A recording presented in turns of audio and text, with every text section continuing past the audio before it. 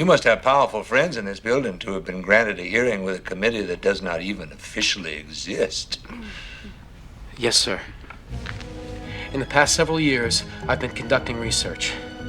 I've come to the inescapable conclusion that the United States is being overrun by aliens. We have to act. And that's using information gathered through the intelligence and resources of the United States military. Mr. Strong, the death of those 3 astronauts was a tragic accident, pure and simple. Now, this has been investigated and reinvestigated to the nth degree. It was no accident. The ship was destroyed by one of the astronauts. Mr. Strong, let me tell you something right now. I knew those 3 men. There was nothing on that tape but noise. Not true, sir. I have a portion of the reconstructed recording here with me now. Is it possible that one of them actually killed the other? Oxygen deprivation, it affects the mind. An alien organism infected 2 of the crew, took over their bodies. The surviving astronaut sacrificed himself to keep the organism from reaching Earth. Here we have a life form capable of taking on human form as well as the personalities of its victims. Very impressive. You're overlooking one thing. Those helpless villagers that you witnessed 20-some years ago ended up winning the war. So can we. Well, the parasite takes control of the host. He was a priest who performed miracles healing the sick. It was an alien advanced force that had given him healing powers only to provide a front for their invasion plans.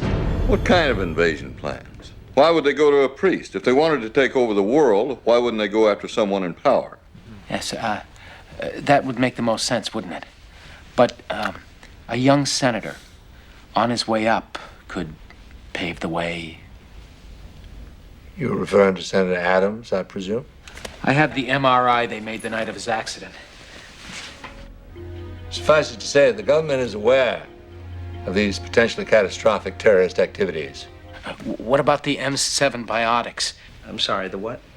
An organism brought back with the Mars lander just over a year ago. Microscopic eggs of some kind.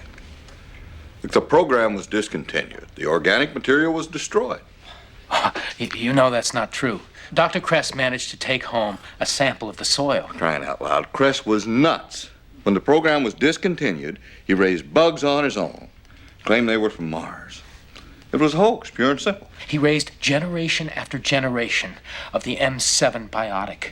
Whatever it was he grew in his backyard is not now, nor has it ever been, a threat to this country. Mr. Chairman, we've gone over this ground. Proceed, Mr. Strong. Thank you, sir. Red retaliation occurred almost instantly. War has been constant. Battle maneuvers extremely sophisticated. I estimate total losses on both sides at 20%. Only the strongest and smartest survive. They've displayed an ability to mimic terrestrial formations. Now, while this could indicate some form of intellect at work, it does not necessarily demonstrate the ability to reason. I feel as if the organisms could leave the habitat whenever they desired, and yet they stay as if to perform for me or communicate with me. I know and feel that as soon as regular feeding is resumed, that there will evolve a deepening trust. Oh, shit! Out! Little bastard! The presence of infection confirmed.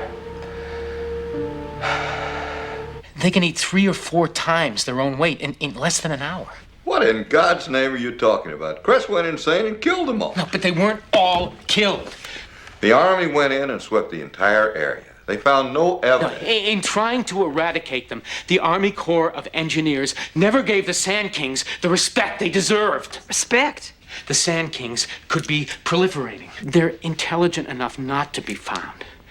They move in small numbers. They move at night. I'll go with you.